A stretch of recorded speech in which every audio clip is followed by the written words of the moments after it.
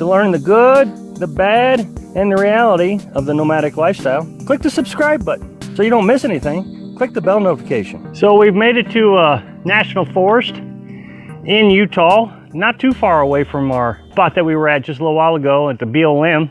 Come up a little higher in elevation. I think we're right around 5,000 feet. It's a little bit cooler up here, definitely got a better breeze, but it's still getting pretty hot during the midday. You know, you can research yourself to death and still struggle to find cooler spots. You know, the research said it was going to be in the 80s. I still think it's in the 90s, but that's okay because these rock formations not only serve the purpose of beauty, which, man, it is. I mean, we're just parked right down this rock formation, and it's just incredible.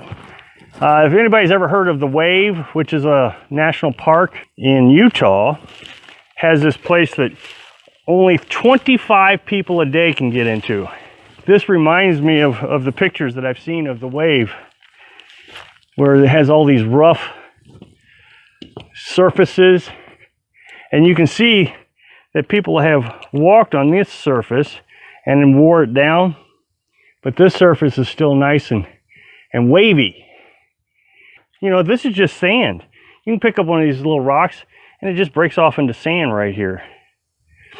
Now, the nice thing about this little spot that I'm standing in right here is it only gets a couple hours of sun, and so the rock is actually cool to the touch. It's probably 70 degrees, whereas the temperature over here is probably 90 degrees. So Carolyn and I have been sitting over here during the hottest part of the day, and it's like sitting in an air-conditioned room. So we filtered some water today, as you can see with the Berkey sitting out. I haven't put it away yet, which leaves us with an empty bucket. As you know by now, we only carry about 45 gallons of water. And I did the math today. With as much as that we're drinking in these hot temperatures, you know, I'm drinking about 2.5 gallons. Carolyn's drinking about 2.5 gallons of water a day. That's 5 gallons. You know, even though it's 2 gallons a day. Yeah, you know, that's 4 gallons plus coffee, which means we are not going to last the 2 weeks that we normally last on our water. It means in about 9 days, 9 or 10 days, we're going to have to go get water.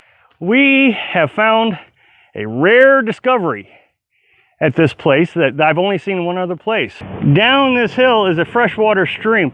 I guess it's coming out of the mountains up here because it's cold too. I mean, like bone-chilling cold.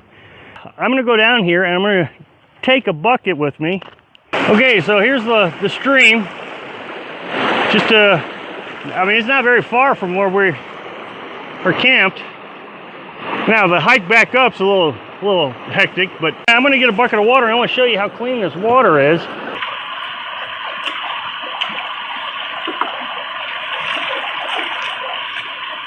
All right, so here's the bucket of water that just took out of the stream. See how clean that is? Now I realize there's some sediment and a little bit of dirt. Now what I'll do with that is I got 2 filtration systems that I use. I have a house filter.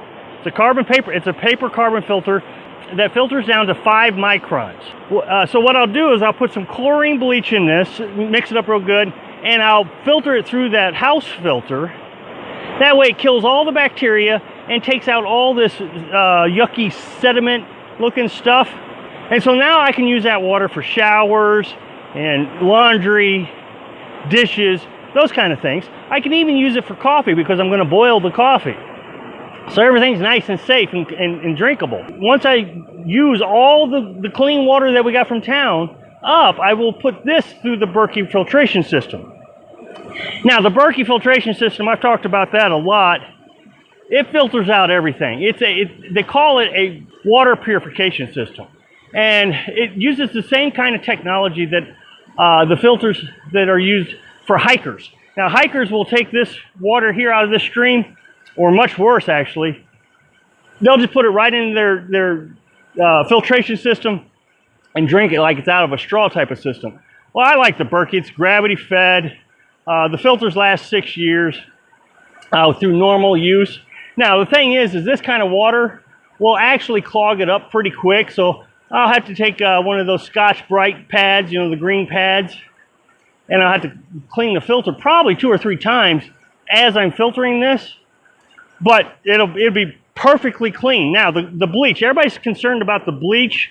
And so you need to do your own research on the kind of bleaches that you want to use for drinking water. I don't want to get into that because I don't want any liabilities on that.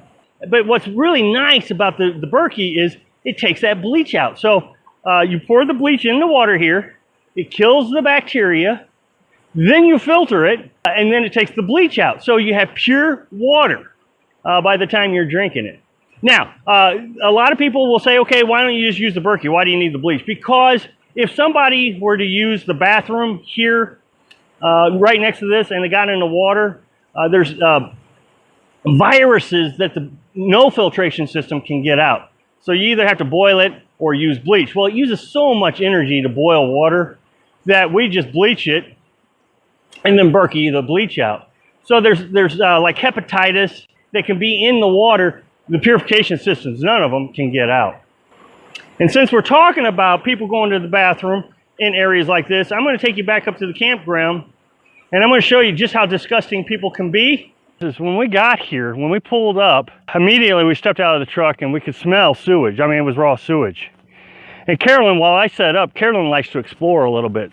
So she came up this hill just a little ways and immediately she saw toilet paper and human feces just everywhere around here. I get a lot of comments to tell me how much cleaner people are on the west side of the United States than on the east side.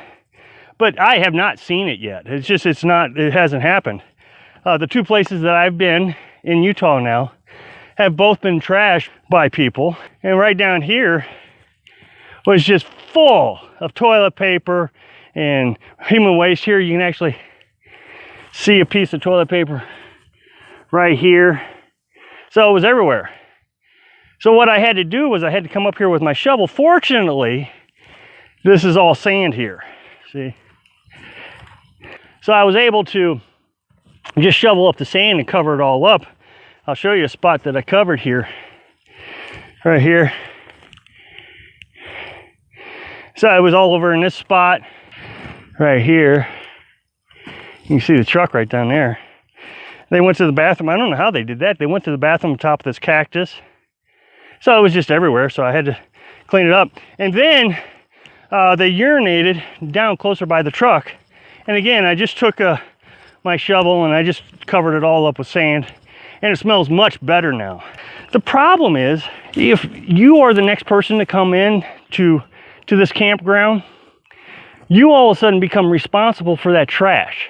Because if you leave, they're going to blame you for leaving all that waste. Well, now it's our human waste. We have to deal with it. Because the ranger sees it, they're going to accuse us of doing it. Thanks for watching. Click like if you like the video, and happy travels.